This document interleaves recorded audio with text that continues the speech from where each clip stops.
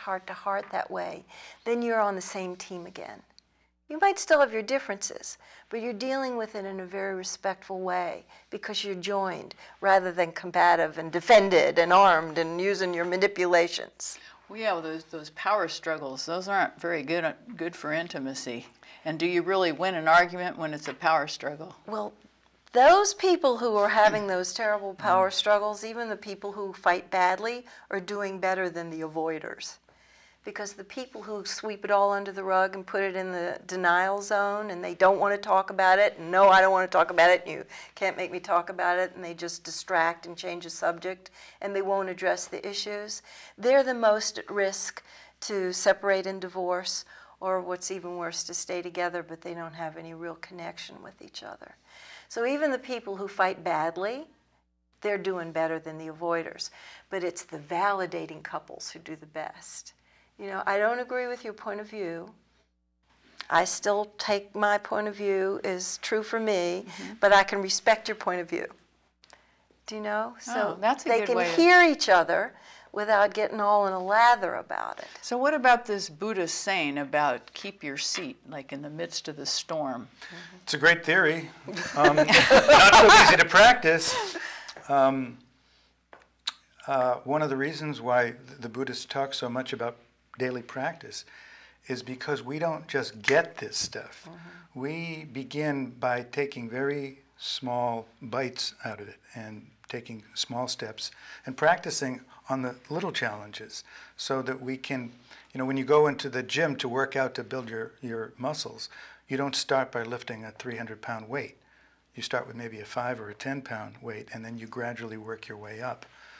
And things that neither Linda nor I ever imagined we would be able to do in terms of being able to stay present with each other and open-hearted and listen while the other person is expressing something that's hard to hear without being defensive or reactive, are things that we can do pretty well these days, but we've been practicing for a long time. Many years. So how do you recommend that people handle defensiveness? First of all, by acknowledging it, by telling the truth about it. So you're being defensive? No, I'm being defensive. I'm being. Oh, when you're being defensive. Yeah, that we try to become aware of ourselves. Now, if I notice that Linda's being defensive, telling her that she's being defensive is an offensive thing to do. and no, it isn't going to work. If anything, it's going to make her feel more defensive. So what do you do when I ask myself the question, what is it that Linda's feeling? What is it that she's probably feeling that she's being defensive? And we're always feeling the same thing when we're feeling defensive. What do you think it is? So you just stop and say, why do you think? I ask myself. You ask yourself, why what is she feeling? And probably what she's feeling is fear. Why is she feeling fear? Do I have anything to do with that? Probably. Probably a little bit, one maybe. She's talking to. Yeah, a little. I could have something to do with it.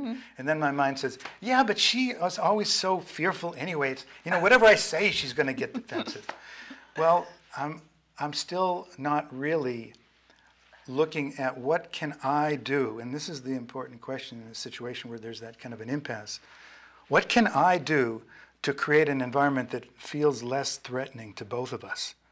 Because when we're feeling threatened or fearful, scared, insecure, anxious, whatever you want to call it, I remember a neat thing that you said in your book was that you were having one of these discussions. Yeah.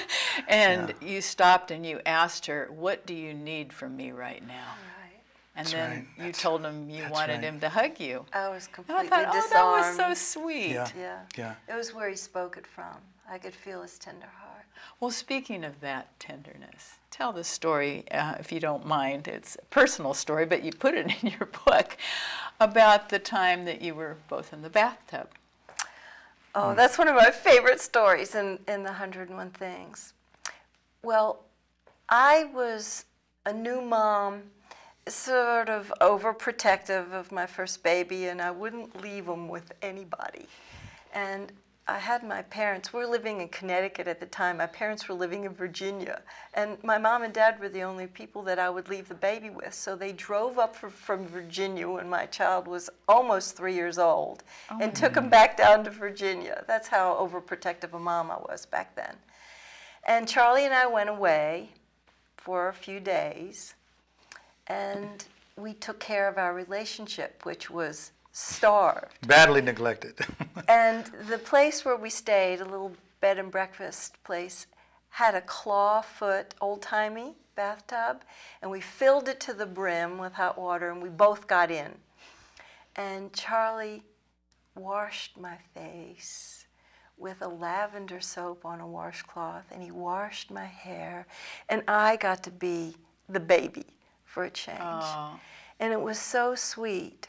It was really a peak experience in my life because there had been all of this giving and the learning curve with being a new mom and the sleeplessness and the stress that it put on our relationship. You needed some nurturing. I did, and it really, really meant a lot to me. I felt his love, I felt his devotion, and I was just basking in it. And it bonded us. We had been through a difficult time, and it's like, oh, Well, we're back. relationships need these precious moments to kind of build it up, don't they? They need more than most of us give them. Give the relationship, give each other. Now, I also know that you two took a trip, and you went to a place called Bhutan, and I wanted you to talk about the national gross happiness that they have there and how that relates to relationship. Yeah, we just came back from Bhutan actually just a few weeks ago, and we spent about 3 weeks there. One of the reasons that we were attracted to Bhutan is because they do have a system of governance in which the criteria that they use to determine the quality of life there isn't gross national product that we have here, how much income is being generated, but it's how much happiness, gross national happiness, that they use to measure the success of the culture. Is how much happiness are people experiencing, and they have many ways of assessing people's levels of satisfaction. They've been doing it for years, since the 70s, and they are absolutely dedicated as a country to providing supporting the provision of the quality of experiences that really bring fulfillment into people's lives. So we were just fascinated as to what this kind of a country would be like. Were you able to take something from that experience and bring it into your own relationships? I feel that I have been strongly impacted by being in a country where everyone who lives there has a strong spiritual orientation.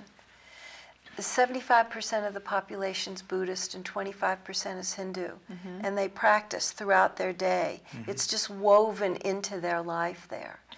And being in that setting, I found myself doing everything very slowly. People don't hurry. They get results accomplished, but they just are not rushed and stressed. People walk slowly down the street. Everything they do is quite mindful.